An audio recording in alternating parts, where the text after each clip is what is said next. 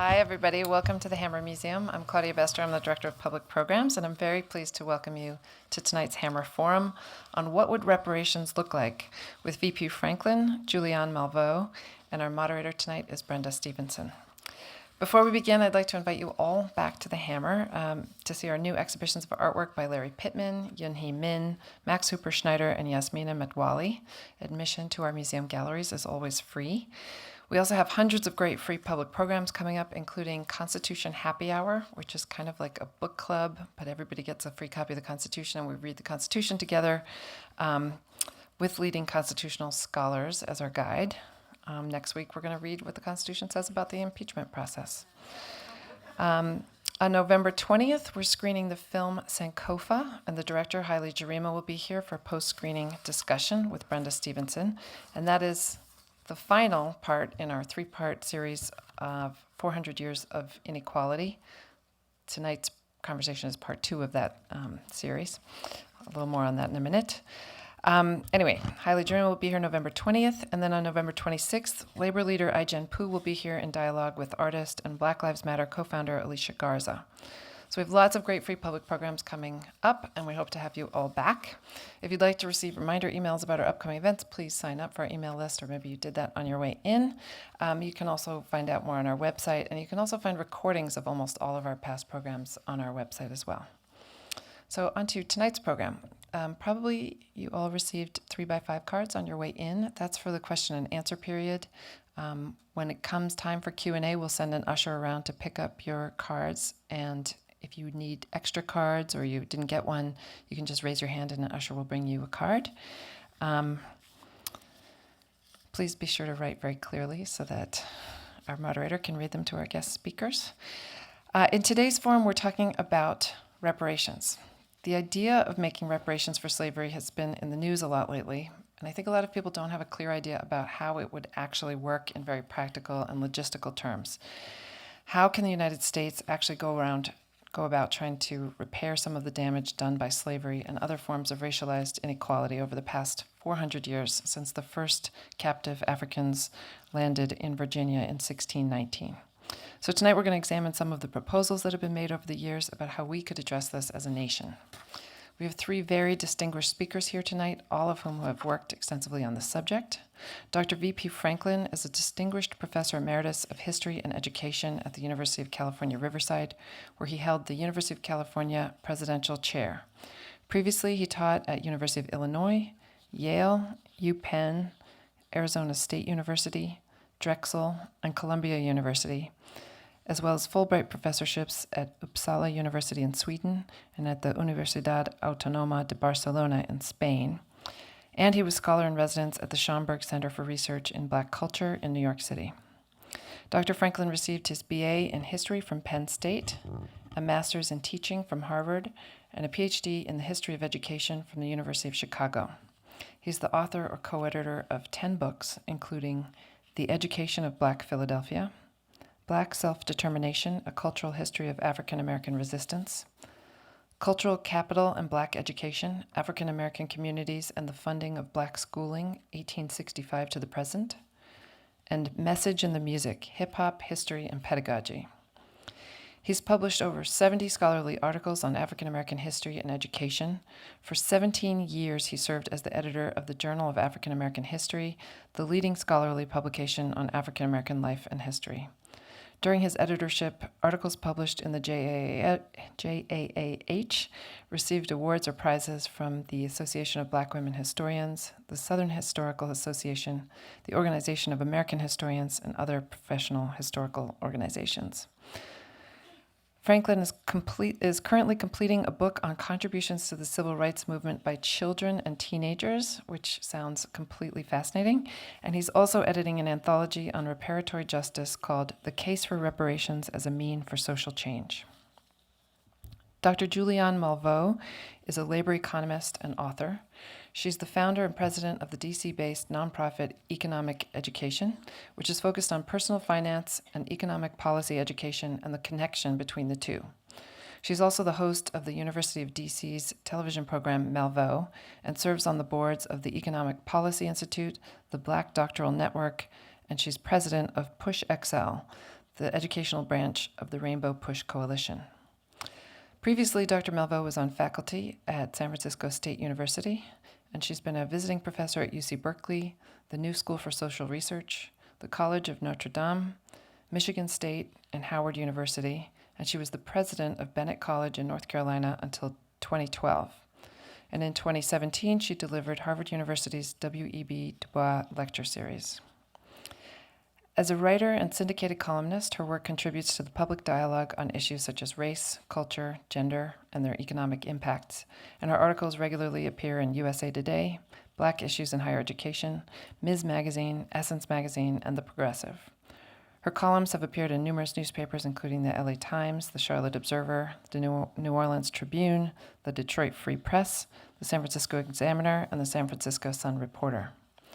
She earned a bachelor's and master's degree in economics from Boston College in 3 years, and then went on to earn a PhD in economics from MIT. She also holds honorary degrees from Benedict College, Sojourner Douglas College, and the University of the District of Columbia. She's the author of several books, including Sex, Lies, and Stereotypes, Perspectives of a Mad Economist, and Are We Better Off? Race, Obama, and Public Policy, co-written with Donna Brazile. Wall Street, Main Street, and the Side Street, A Mad Economist Takes a Stroll, co-written with Maya Angelou.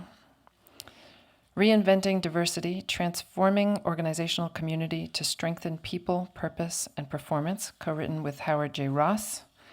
And Working While Black, The Black Person's Guide to Success in the White Workplace, co-written with Michelle T. Johnson.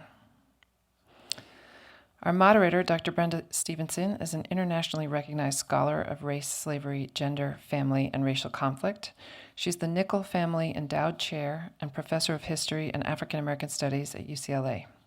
Her most significant books include Life in Black and White, Family and Community in the Slave South, The Journals of Charlotte Fortin Grimke, The Contested Murder of Latasha Harlins, Justice, Gender, and the Origins of the LA Riots, and What is Slavery?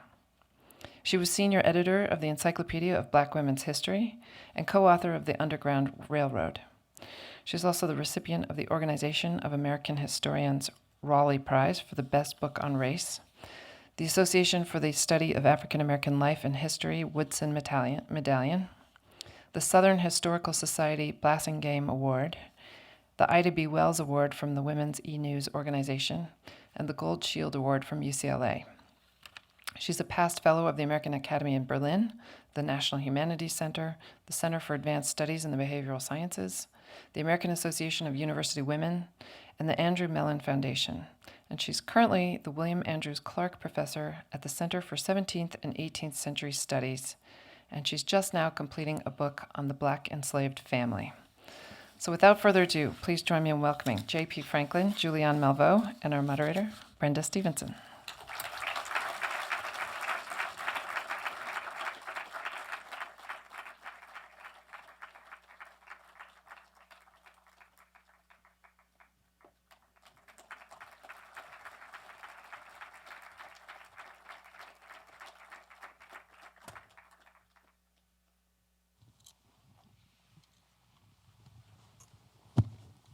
Good evening and welcome.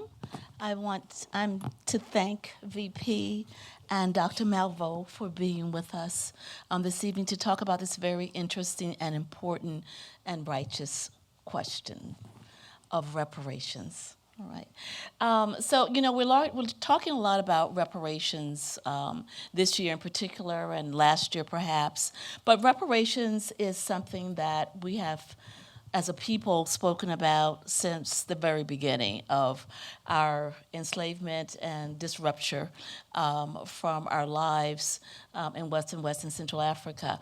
So I want to begin by, first of all, asking our two experts to individually tell you all how they came to the topic of reparations, personally and professionally.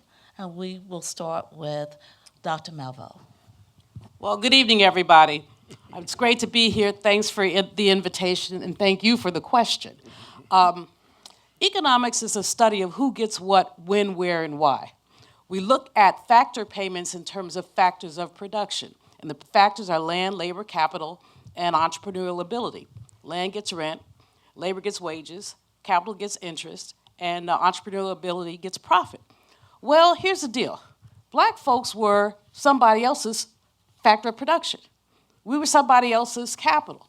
And I think, I didn't know I was going to be an economist when I was in high school, but I was very racially motivated because my parents were activists.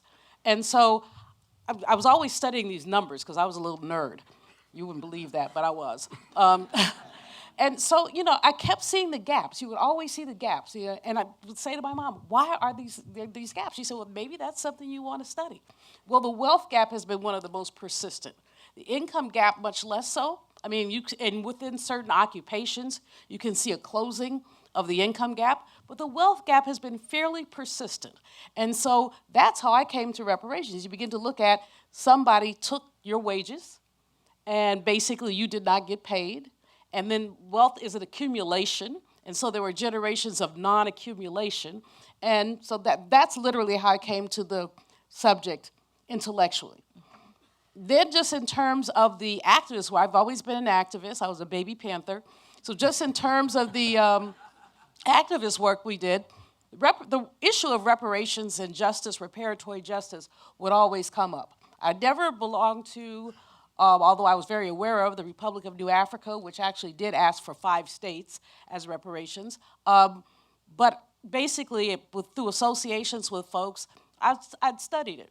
So I was delighted when, and I've taught it, given lectures on it, but in 2015, was it, VP? We both share a membership of the National African American Reparations Commission. That's part of the Institute of the Black World, which is led by Dr. Ron Daniels. And both of us serve on the commission and have had the opportunity through the commission to really do a lot of education. We've been around the country doing town hall meetings and to really lift the issue up. I had the privilege of testifying before Congress on Juneteenth when Congresswoman Sheila Jackson Lee held hearings on H.R. 40. And H.R. 40 is the legislation that would create a commission to study reparations and suggest a remedy. So H.R. 40 is not give everybody a check. H.R. 40 is how do we study this and what kind of remedy should there be. Congressman John Conyers introduced H.R. 40 in 1989 for the first time. He's a friend and associate, and so through that legislation, I'd also been involved in the reparations movement. One of the tragedies about that movement is the pace of recognition, so that the entire Congressional Black Caucus in 1989 did not sign on as co-sponsors. And so it's taken a while, and it's taken some momentum. I think at one point there were only 20 Congressional Foundation members and one white guy from Ohio, and that was about it. But every year he got more and more and more. And so now, not only do we have the H.R. 40, as now introduced by Sheila Jackson Lee, but also a companion bill in the Senate that was introduced by Senator Cory Booker. So the reparations issue, as an economist, to me, it's one of the most important issues to look at in terms of what Black people gave to this country. And because we don't pay attention to that. You would not have a bond market. There are so many things you would not have if Black folks had not been here. And so it's really very significant to look at that and to understand what its implications are. Thank you very much. And Dr. Franklin, I'm going to call you Dr. Franklin, although I usually call you VP, but you're my friend, so I feel comfortable doing that, but I want the audience to know that you are Dr. Franklin. So could you answer the question, please? Yeah, I was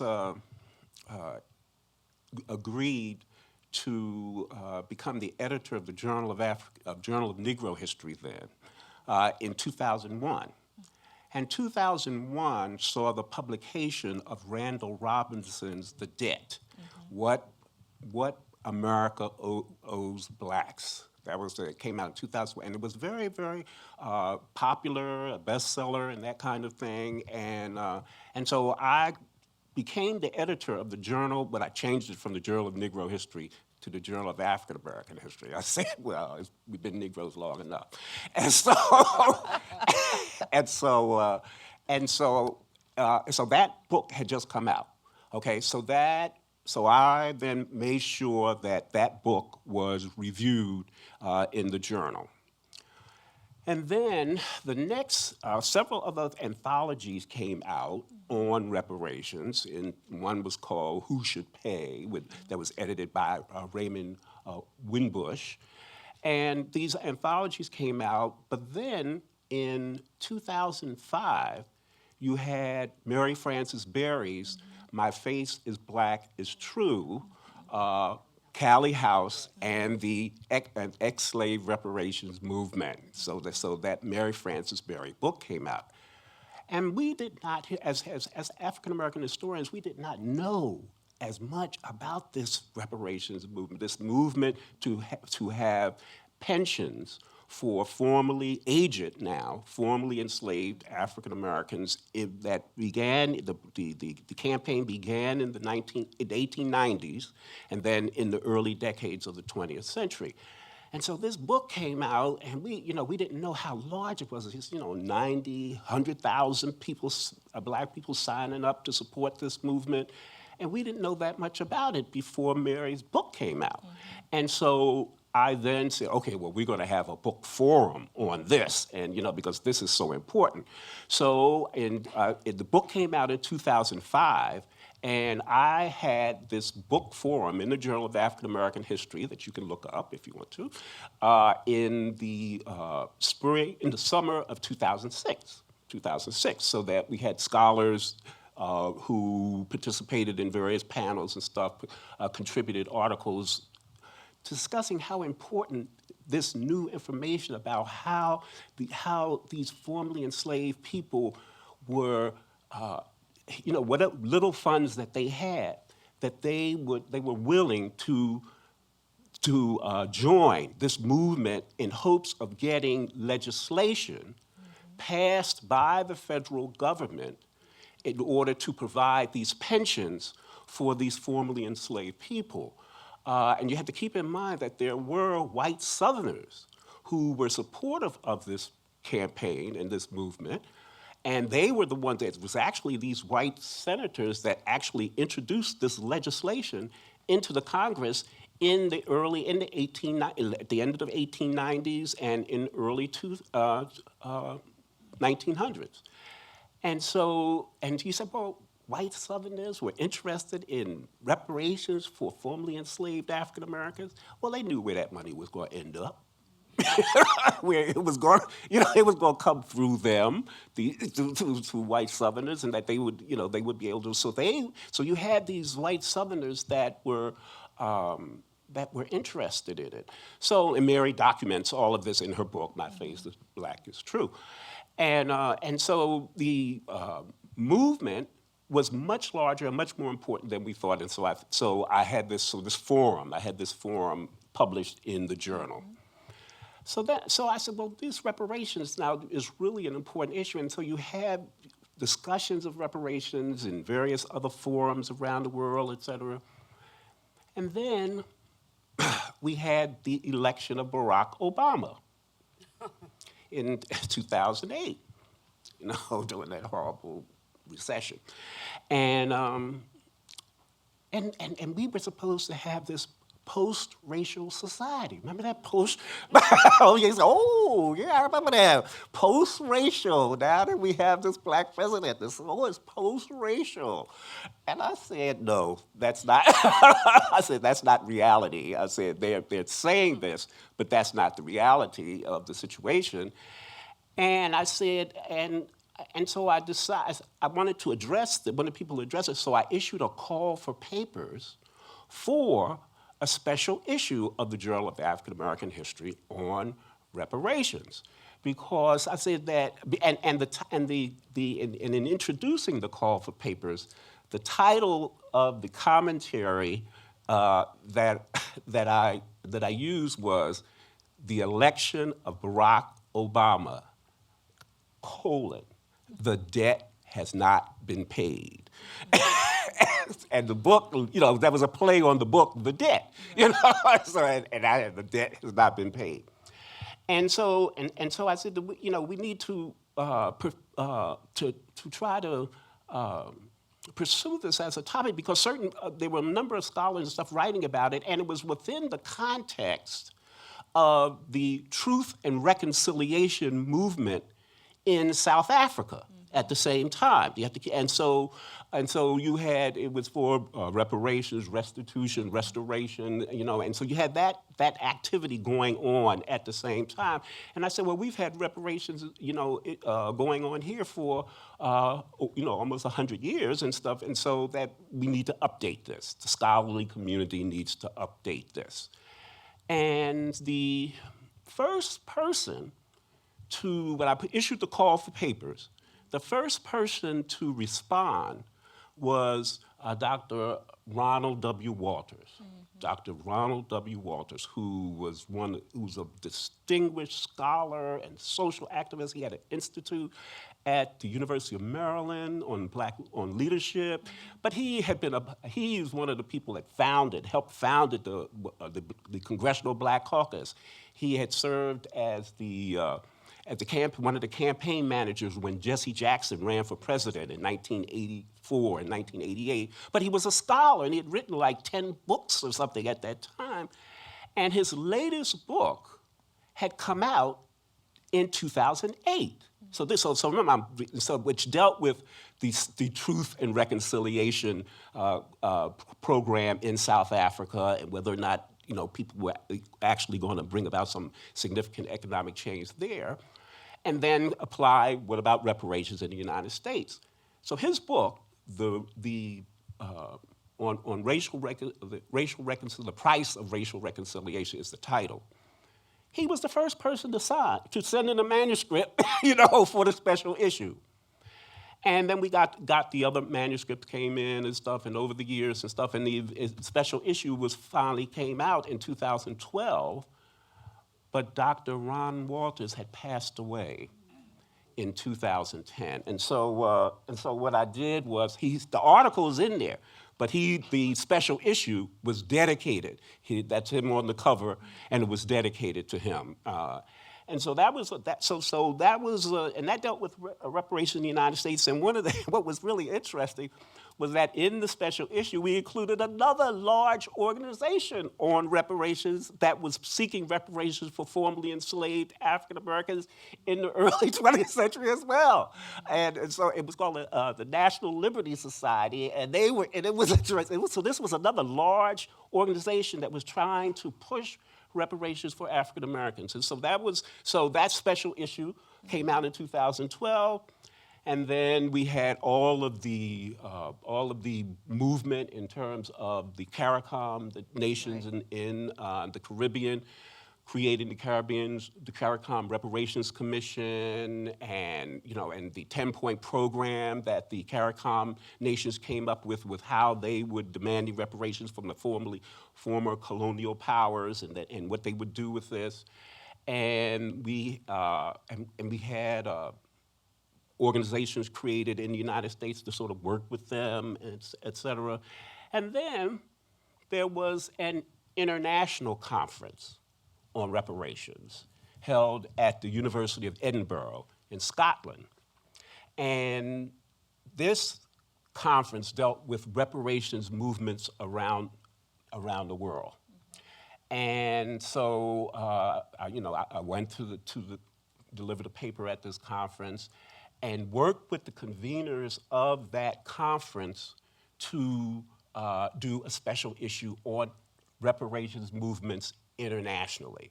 And so it contains an article on Jamaica. It contains an article on reparations movement in the U.S. Virgin Islands. It has an article on the reparations movement in Europe. And so, and then this was some of them articles coming out of that conference at the University of Edinburgh, but we had a call for papers, and so it was broadened beyond that. And so I've been documenting this, this reparation move. So it's from 2002, when the review of the debt was published, all the way up into winter, spring 2018, when the article on the international reparations movement was published in the Journal of African American History. And I have a copy of that special issue as well. Okay, so That's me.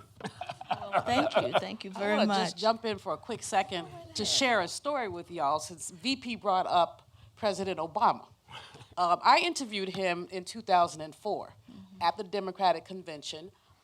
It was a challenging interview to get, but if white people have 6 degrees of separation, black people have 3. So, and the first thing you do when you see black people, you know so-and-so, you know so-and-so. So anyway, I knew Charles Ogletree, who's a friend and was very influential in the reparations movement. He was professor at Harvard Law, and he basically, I called him, I said, Tree, I need to talk to President Obama. He said, well, he wasn't president, right. Senator Obama. He said, I'll hook you up. So I was working for Willie Gary, who had a television station, MBC, Metropolitan Broadcasting Network, and I was covering the Democratic Convention and the Republican Convention for him. So I had a big old suite. We got Senator Obama into the big old suite with his producers and my producers, and no, his colleagues, my producers. Anyway, long story short, we're having a great conversation. They told me, you only have 20 minutes. I think I had that man for almost an hour. Wow. And then what had happened was, somehow I asked him, because he was a student of both Derek Bell, Faces at the Bottom of the Well, and of Charles Ogletree. So I said, well, since you're basically a student of these two folks, what do you think about reparations? This was 2004. My man said, turn that camera off. And his little aide jumped up. He said, you didn't say you were going to ask this question? But I hadn't cleared any of my questions. They didn't ask for any of the questions. So I tell the story only because it has taken a lot of people a long time to get to reparations. And Barack Obama has always had to kind of shilly-shally between being a black man and being the president, being a black man, but also having a white grandma. So his guarded response to reparations, I don't think he'd have today. But I think in 2004, you're thinking about running for president. No, you do not want people to think that you want reparations. Thank you for that story. Well, I want you all to talk a little bit about reparations historically in the country. Not reparations necessarily for people of African descent, but for other peoples in the country who have had reparations. I mean, we know, for example, after the American Revolution and after the War of 1812, slaveholders went and sought reparations for their quote-unquote lost property, who were chattel slaves at the time. And so we see that Britain has returned what was then, I believe, $20 million to slaveholders in the Caribbean in 1833, which is now something like $16 billion or more. Pounds, Yeah, at least. And so France also compensated slaveholders, and Lincoln wanted to compensate slaveholders. He wanted, if he hadn't been killed, slaveholders would have received a tremendous amount of money from the very small U.S. Treasury at the time. And so we know reparations occurred around slavery, okay? But enslaved peoples never received any of that funding at all. So if you all could talk, moving forward from that point, about reparations that other groups have received in the United States, because oftentimes people will say, I never heard of anyone getting reparations before. What is this? But it's something that, as I said, from the Revolutionary War forward, yes, we have been doing in this country. So could you all talk a little bit more about, that, whoever wants to start? Yeah, well, one of the major groups that is associated with reparation is the NCOBRA, with the National African American National Coalition for Reparations of Black Americans. Black American, NCOBRA. And NCOBRA was founded in 1988, and it was founded as a direct result of the reparations that Japanese Americans had received. That is, they had paid, Japanese Americans who had been taken from their homes and interned in those concentration camps during World War II. They had applied for payment, for reparations payment, et cetera, and that legislation finally passed. And it passed in 1987, 1987 is when the Japanese Americans got reparations payment from the federal government. And so NCOBRA was formed in 1988, and they worked with Congressman John Conyers on the bill, on H.R. 40, the original reparations bill for African Americans in the United States. And so that there's a direct link between the Japanese Americans gaining reparations from the United States government and the actual legislation that was introduced by Congressman Conyers in 1989. So that's one group. So I'm glad you mentioned the Japanese, and we don't have to dwell on that, but that is an example of the United States paying people reparations. But I'm also glad you mentioned President Lincoln in the context of enslavement ended in Washington, D.C. before it ended in the rest of the country. And people who had enslaved people were paid. Right. They were paid $300. The National Council of Negro Women's headquarters is on 633 Pennsylvania Avenue, and it is at the site of a slave market. Right. So it's just very interesting to make those connections between people who were paid. I mean, people who were paid. General Sherman had agreed that enslaved people should get 40 acres and a mule. That's why H.R. 40 is named H.R. 40.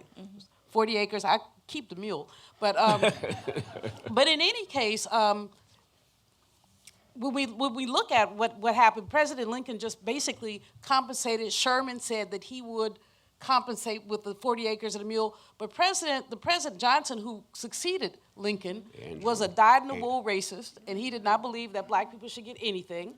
And so basically all of that was suspended. Many of the original owners, the land was supposed to come from the original owners, and also there was some unclaimed land. And that just did not happen. At the same time, in 1863, the Homestead Act was passed. And I called it the Go West Young Man Act, because we had all this land in the western part, really the middle of the country, and European immigrants were encouraged to go west and to claim land. This land is also land that could have been settled on enslaved people. Millions of acres were given away, much of them Native American people's land, which we often forget about. All of it was Native American. About 10% of the current land mass of this country was essentially given to European immigrants, the descendants of whom are now the very ones who do not believe in reparations. Just for the record. Okay, well, thank you. I want to ask a question that I think a lot of people ask. What exactly are reparations? What would they look like? Some people, I remember some people have been saying, a few people have been saying on their GoFundMe page, fund me as a form of reparations, okay? And you've seen it, you know what I'm talking about, all right? Other people have been saying things like, well, affirmative action was reparations. Certain people have said, scholarships are a form of reparations. So let's hear what your take is. What are reparations and what are not reparations? And please take the liberty to fold in your own ideas about what you would like to see as a reparatory process. Yeah, well, if you have been following some of this in the news and in papers and stuff, you may know that several institutions have said that they are going to create small reparations funds. Princeton Theological Seminary, Virginia Theological Seminary. They said that they were going to put aside parts of their money or raise money, et cetera, to create these little funds because we can trace directly the funds at various points in time, over time, that those institutions received either from slavery or from the slave trade, gifts from the slave trade.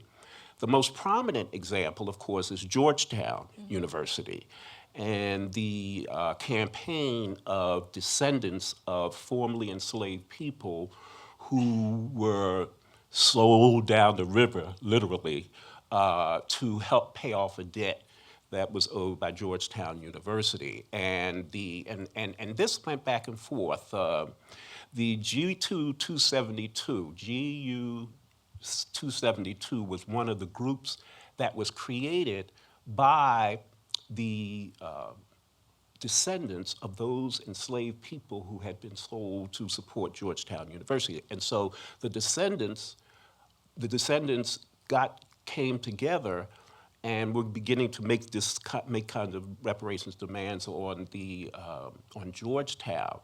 I attended some of these meetings. For example, you had it's a Jesuit institution, and the Jesuits leaders would come and met when I was with the descendants there in Louisiana, because this is Louisiana. I'm living in New Orleans, and this is Louisiana, and they are in some of the poorest parishes in Louisiana, and Louisiana is below Mississippi in so many areas, and so these were actually very, very people in need who could be helped.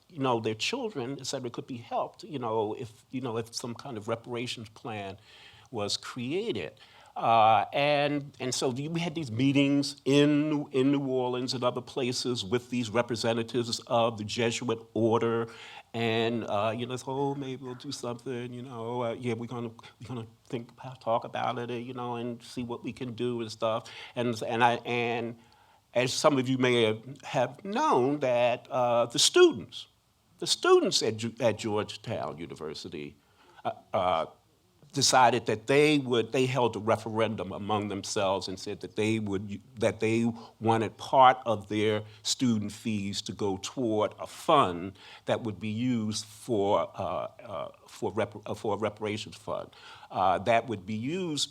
Now keep in mind that basically this is educational funds. This is funds for scholarships, and the problem was, they said, okay, well, we'll give you scholarships to Georgetown, and they said, well, what if they don't want to go to Georgetown? What if they want to go to another school? I said, that kind of plan would not work. But in any case, the students held the referendum and agreed that they would take more of their money pay into this reparations fund out of their student fees. Well, they added on to the student fees, so they actually taxed themselves. Right. $37 per semester. Right. For the fund. Yes, but the latest information is that the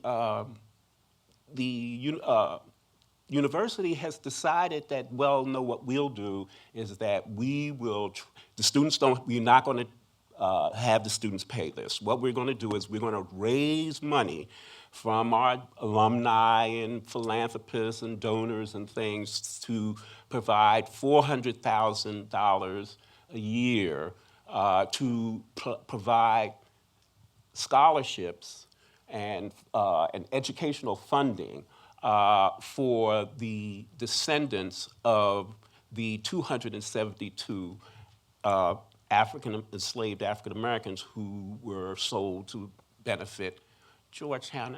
And so the question for me was, I said, but weren't they working at Georgetown before they were sold down the river? I said, and what about the other ones who were not sold down the river? I mean, it's very selective, somewhat small, but they were going back and forth on this. But the point that I want to make is that these individual small funds for reparations for people or institutions that actually gain support, funding from slavery and the slave trading and individual funds, to do something, this was not new. This had been done in the 1970s, in the early 1970s, as a result of the issuing of the Black Manifesto. The Black Manifesto was issued in May of 1969, and it was a demand of, and the big headline, $500 million for reparations for formerly enslaved people, but they targeted the churches and religious denominations that benefited from slavery and slave trade. And it became very famous incident because James Foreman was, and the other members in the group was called the National Black Economic Development Conference, an NBDC. And James Foreman, he would go into these religious services and read the Black Manifesto and demand these reparations from these various churches. And they said, oh no, well, we got to do this stuff.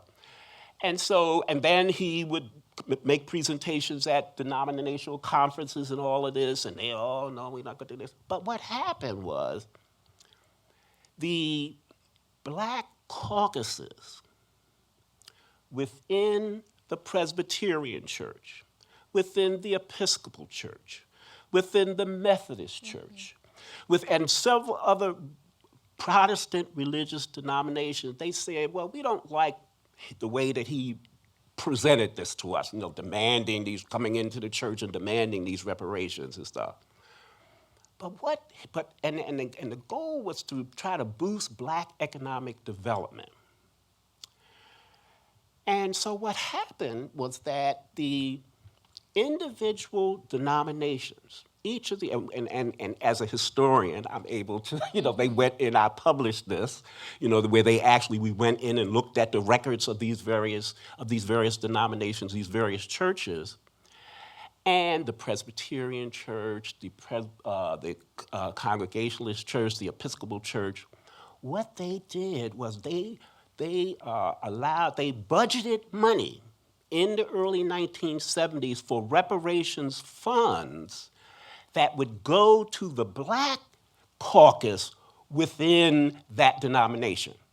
Okay, so that if the Black Presbyterian caucus, they allotted $200,000 for Black economic development through the Presbyterian Church, the Episcopal Church, and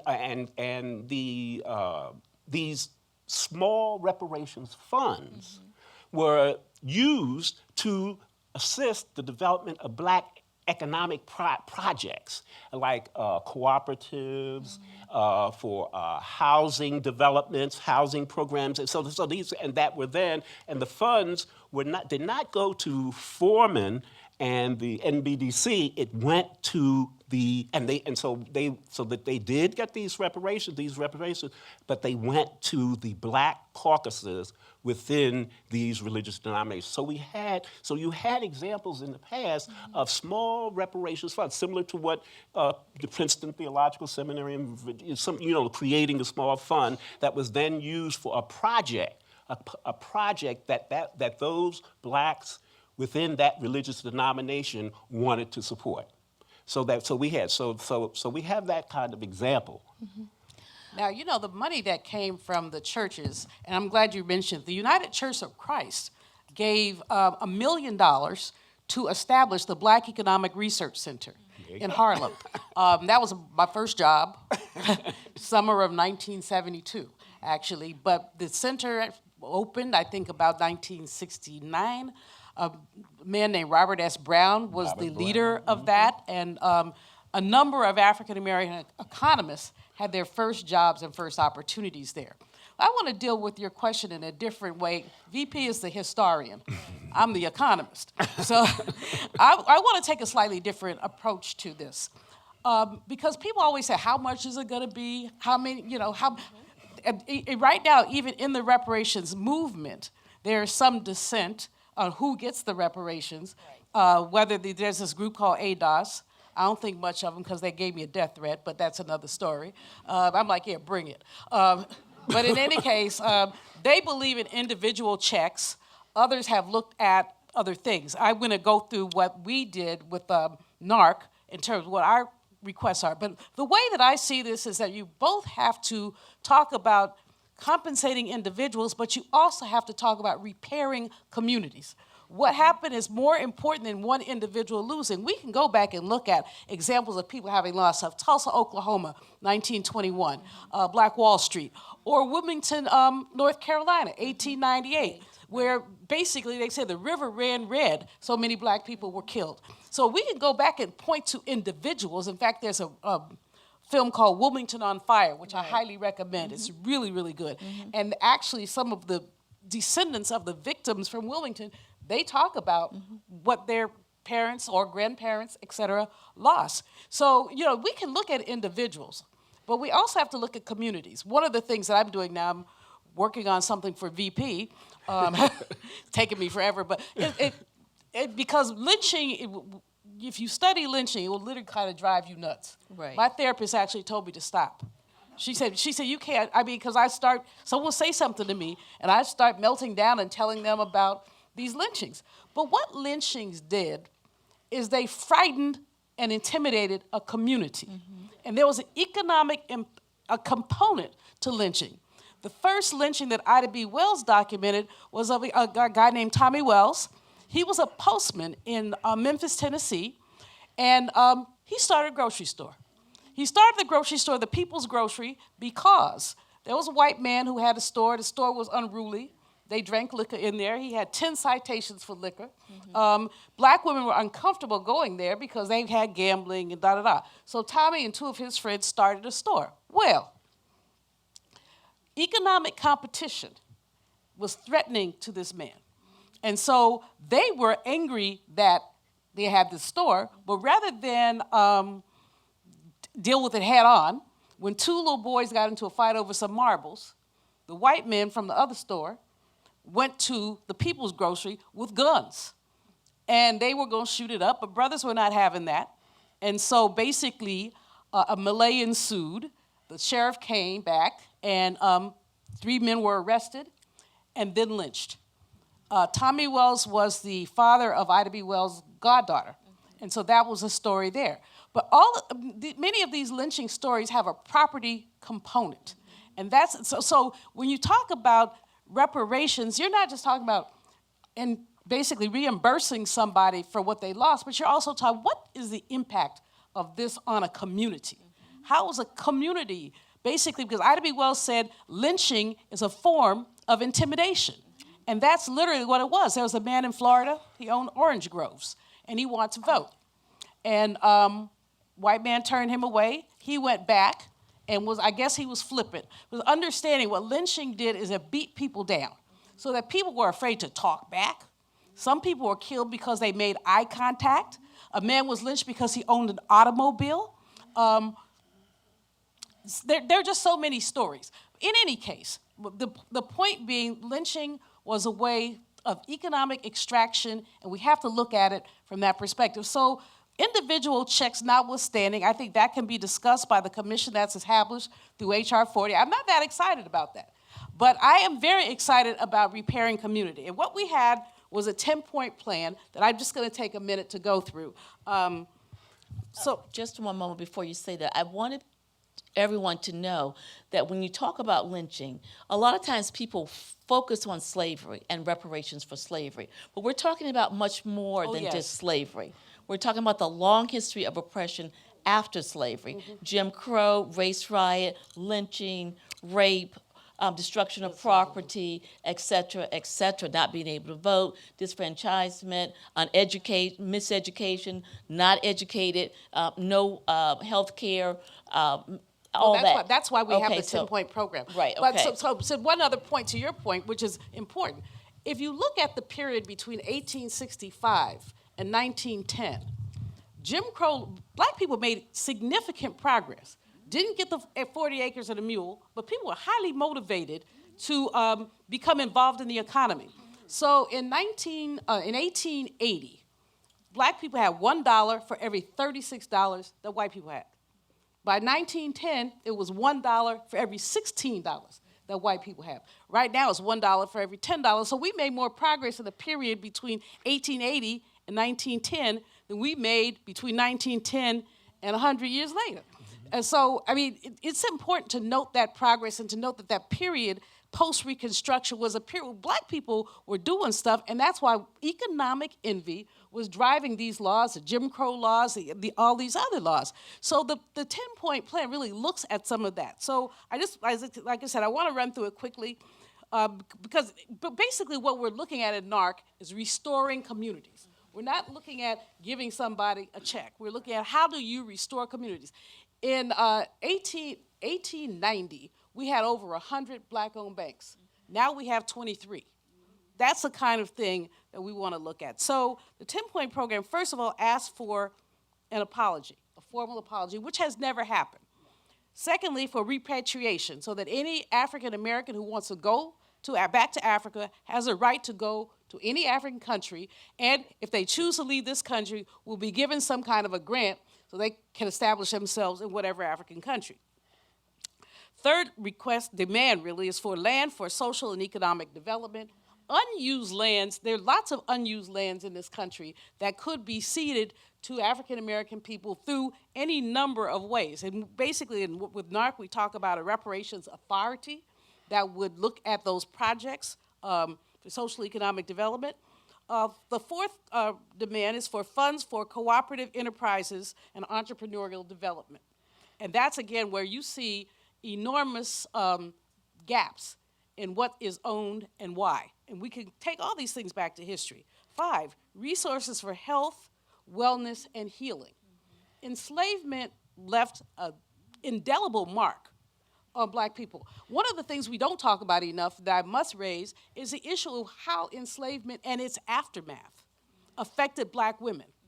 We were thingified, literally thingified. So you couldn't rape a black woman. If you did, you would not be punished. There were so many cases of groups of white men just deciding, oh, we're gonna go rape a black woman tonight. And they'd run a train on them, 6 or 7 of them. But we could not be raped. The impact of the thingifying of black women is seen in music videos of today. When people have no clothes on, I'm old, so I get to say that, no clothes on, but basically allowing themselves to be thingified. Anyway, the health, well-being, wholeness. 6, education for community development and empowerment. 7, affordable housing and wealth generation. You know that for most families, a house is their largest asset. 70% of whites own homes, only 43% of African Americans do. That's significant. Let me see, where's my other points? So did I get to 8? No, I got to 7. So 8 is strengthening the communications infrastructure. Again, we had over 200 black-owned newspapers. We have fewer. All these Democrats who run around talking about they want to help the black community, they don't advertise in the black media. And so this is one of the things to talk about, strengthening the communications infrastructure. 9, preserving our sacred sites and monuments. There are so many places in this country where 4,700 people were lynched in this country. None of us, very few people can tell you where. Brenda Stevenson's museum is a step in the right direction, but you're probably, if you were in the South or even in the parts of the North, you have stepped over someplace where someone has been lynched. So we want those areas to be preserved as sacred sites and monuments. And that finally, repairing the damage to the criminal injustice system. Repairing the damage of the criminal injustice system. Because if you saw that movie 13, you can see the direct connection between enslavement, imprisonment, and the situation with the criminal justice system now. And understand that we live in a country that is a predatory capitalist country. What do I mean by that? It's not just regular capitalism, it's predatory capitalism. It's the effort to basically squeeze out every extra bit of profit that you can. The prison industrial complex is a byproduct of the predatory capitalist system. People are making money off this. Corporations that are traded on Wall Street are making money off black men, especially, it's mostly black men, rising number of Latino men, but black and brown men represent more than half of the people who are incarcerated, but do not represent anywhere near half of this country. So this particular point is especially important. What would it cost? I know you were going to ask that later, but let me stop here. Well, I'm going to have us all stop here so that we can take some questions from the audience. We only have about 20 minutes to do so. Okay. So I'd like to do so. I think you all can agree that you've received a tremendous amount of information. Dr. Malveaux is going to tell us how much it's going to cost, because that certainly, I'm sure, is a question from the audience. But I want us to stop and applaud Dr. Vincent P. Franklin and Dr. Malveaux now, and I will take the questions if you have them ready for me. And while I'm waiting for the questions, can I please have Tell us, give us the round figures, please. $5 to $10 billion. Not billion, $trillion, $5 to $10 trillion. Now, understanding that the budget of this country is only about $4 trillion. So we're talking about 3 times the budget. Now, that's a high number. Some people have said as little as 500 million. But when you look at what I've listed here in terms of repair, we're talking about a major shift. Where would the money come from? Frankly, taxes. That's where it would come from. What's now, white folks start squirming, well, I have to pay for that? Yeah. Guess why? Because you benefited from it. Even if you immigrated last week and you came here, you benefited from a structure that allowed people to be thingified and for their basically labor to be extracted.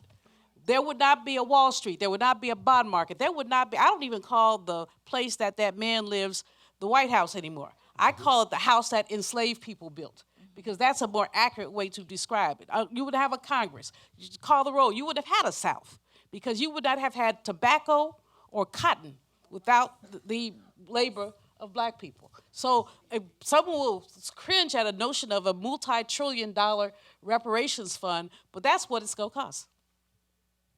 Okay, I'm going to, thank you. I am going to, now you know, so start to get your taxes in order. All right. So someone has asked the question, the 10-point program that you mentioned, is it online? Yes. And where can you find information about it? Okay, if you go to ibw21.org, again, that's ibw21.org, that's the Institute of the Black World. There's a tab that has reparations. It has a whole program in it. It also has a reparations resource guide. Right. So if this is something that you're interested in talking about, in sharing, that will be where you could do that.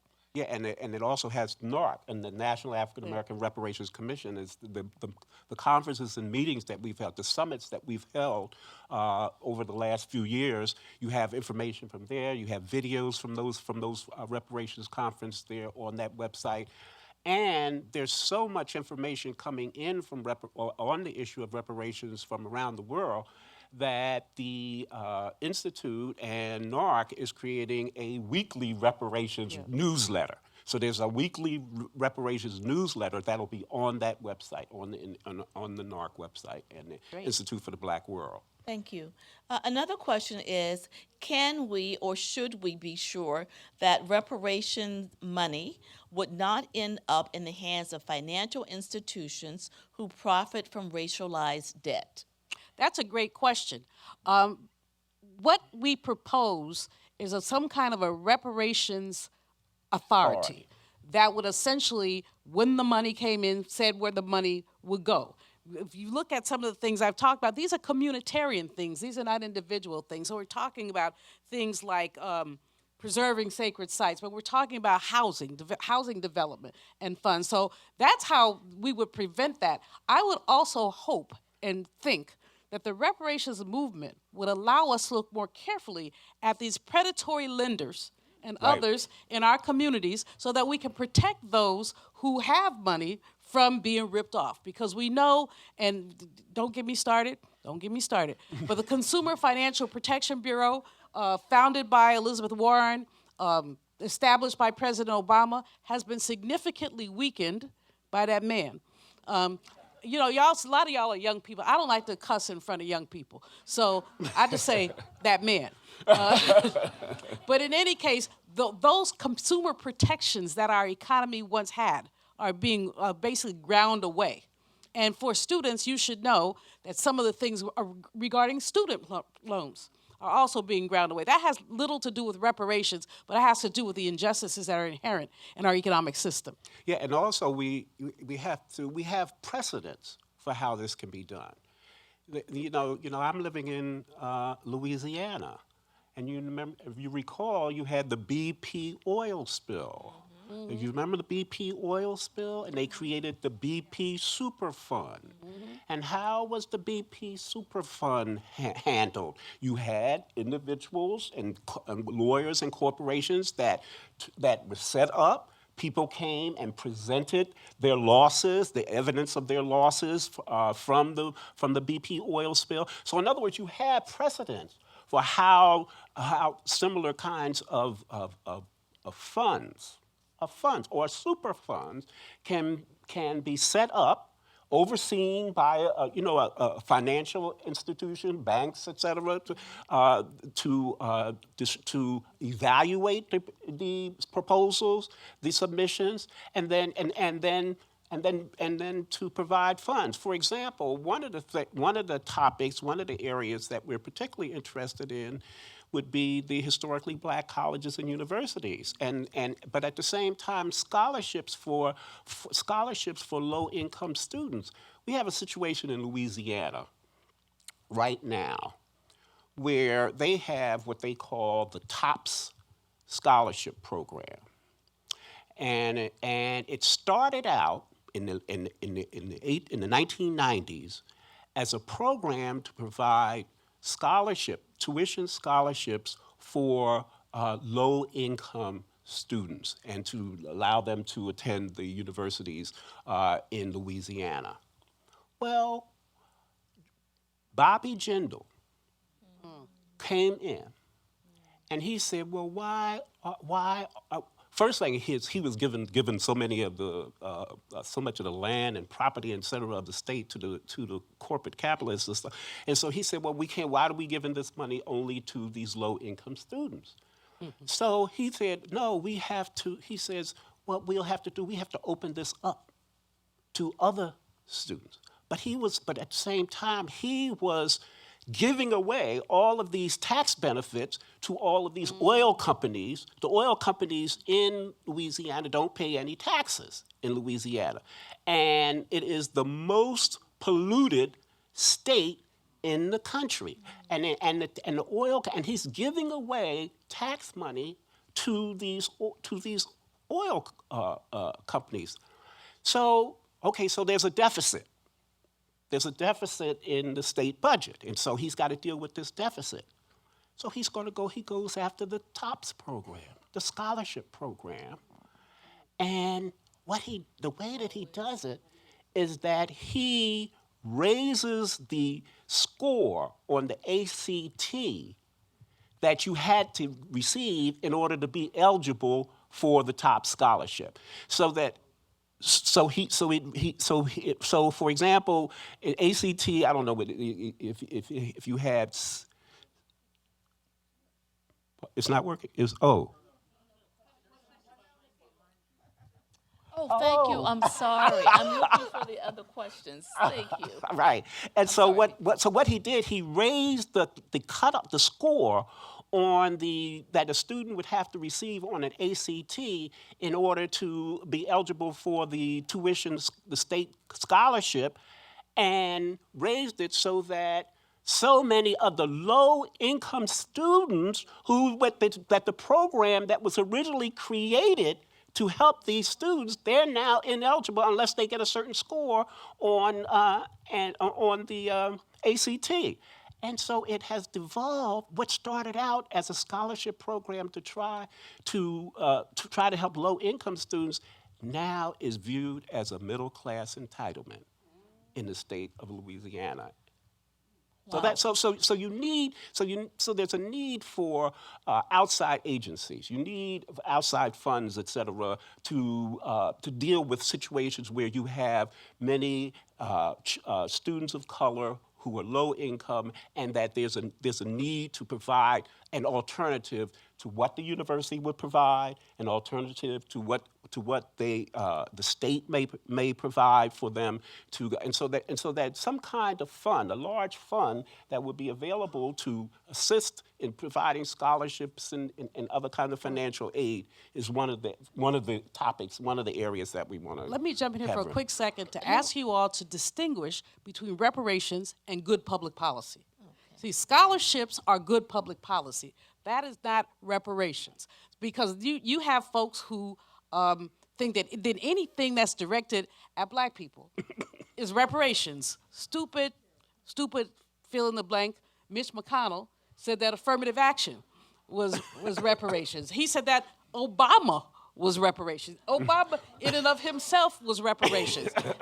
I mean, but, we're not going to lean on McConnell because we can't do that. But I just, as you're thinking about this, we're kind of tight on time, and I must apologize in advance. I got a flight at 11:30. So, Well, I want to ask this question because I've got two people asking the same question. but I want just distinguish good public policy from reparations. As you study this, understand that anything that goes to black people is not reparations. Right, that's what I'm saying. It was an alternative to where you have a situation where the low-income students in a particular area in a particular state need additional funding because they're not getting it from the university or they're not getting it from the state, and so that so the outside agency would be able to enter into there and provide that kind of funding. Another question we have is a question with regard to land distribution. And how can land distribution to African Americans occur without also addressing the land that's been taken away from indigenous people or Native Americans? And is that not another form of settler colonialism or displacement? That's a great question. Enslavement is one of the original sins in this country, but the treatment of indigenous and Native people is the original sin. And we would not have been able to do much in this country without having taken people's land, decimating their cultures, etc. I have mixed feelings about the question because I do think that unused land can be given to African American people, but I do not want to continue the exploitation of indigenous people. So I think that's something that has to be worked out. I don't think, none of us has all the answers to all of this, but I think that there are things, if we go into this understanding the sins that our country has committed against people, then we can fix some of this. Give Mexico back, give Mexico back. Give California back to Mexico. Okay. Another question. How do current presidential candidates understand reparations? Who does it best? That is the question. Of the current presidential candidates, I suppose the person is talking about Democratic candidates. Understand reparations. Which one understands it best? Why don't you start? Well, I think that I don't know. I've been looking at the baby bonds that Cory Booker has been advocating. He said that he would create a bond for every child. That ain't reparations. Yeah, right. I know. But I'm saying that is his approach. That is his. When they say, "Oh, do you believe Yes, I believe in reparations. Yeah, baby bonds. That's what every child that's born, they would be given a bond that would then, and so as they get older and older and stuff, it accumulates money in banks and interest and all of that, and so that when they're ready to go to college, they will have this fund automatically to assist them in their college expenses. So that's his idea of how to approach it. I don't know if Kamala Harris has some kind of. Well, Kamala, who's a friend, talks about creating housing for African Americans. Again, creating housing is good public policy. I'm not sure that that's reparations. I think the person who gets it best, not that I'm endorsing him, but I think the person who gets it best is Buttigieg. I think his Douglas plan, he first of all openly talks about reparations. He says stuff like, well, if you stole my car, you got to give it back. Give it back with interest. He really breaks it down, and I think he gets it. I don't think that Marianne Williamson would do $500 million. She doesn't say how.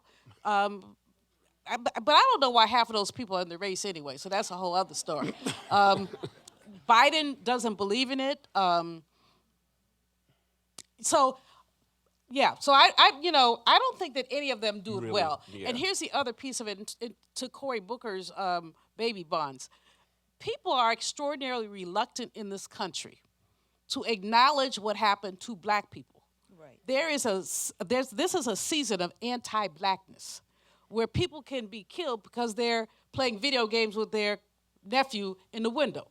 And the reason that is important to note in terms of where we are is because people refuse, President Obama wouldn't do it, to target things towards black folks. So the baby bomb, the attempt to say, well, let everybody have baby bonds, or the Bernie Elizabeth free tuition for everybody. So if you get to everybody, it's not just for black people, it's for everybody. Because there's going to be some poor white person somewhere who says, well, what about us? We're poor too. And certainly white people have been not equally, but have been exploited by the predatory capitalist system. But again, we have to talk about the issue of targeting. So in New Jersey, the New Jersey Education Association is taking teachers to the continent, to slave sites, so that these teachers can better teach enslavement. Because what they've decided is that you just don't do enslavement in February. This should be woven into a curriculum. And so as it is taught, because people don't, I tell some of these stories and people think I'm lying. The lynching of Mary Turner, who was a 19-year-old black woman. Backstory very quickly, a white man who was very brutal. The way he got workers on his plantation was he went and bailed them out of jail. There was always drama because people could never agree on how much time they owed him, et cetera. This brother named Sylvester, he beat Sylvester when he was sick. Well, Sylvester lost it. He killed the man, and he shot his wife.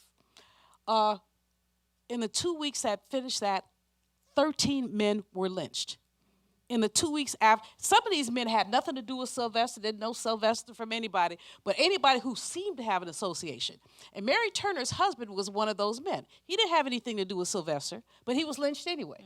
She went down to the courthouse and said she was going to have justice for her husband, so they lynched her. They said they did not like her attitude, her tone, or her temperament. She was 19 years old and 9 months pregnant. After they hung her upside down and lit her on fire, then they sliced her belly open and stomped the fetus. Now, this is what happened. And this is what is not taught. So that when it's not taught, people think, you made it up. You lying. But no, this is American history. Right. Well, we are 5 minutes away. We have one last question. And that question is, do you think we will see reparations to black people in your lifetime? The same question they asked about Obama. You remember that? Will we ever have a black president in your lifetime? Yeah, Now people are asking, do you have far more reparations? attainable than the other. I think that the reparations, the struggle for reparations does a whole lot of things for people in terms of education. I think that for our young people especially, as opposed to being seen as dependent with your hand out, we can be seen as philanthropists in terms of what we gave to this country. However, do I think that we're going to get $5 to $10 trillion? Honestly, no. But VP? I think that on the basis of the history of social movements in the United States, I think that what we need to do is to, just as people of African descent were targeted, people of African descent need to target some of these predatory capitalist institutions, and the institutions that have done damage, to people of African descent, and target those institutions, and then organize boycotts of those institutions, and then get all of their friends and stuff to support that boycott, and then the institutions that benefit from the boycott, then they pay into a reparations fund. The one that I have been writing about, in terms of damage that has been done to black children and black people in general, has been the testing industry. The testing industry. And, the tests have done so much damage to children of color around the world, and particularly in the United States, that they should be targeted. That is, they make billions and billions of dollars of these tests. They want you to take more and more and more tests.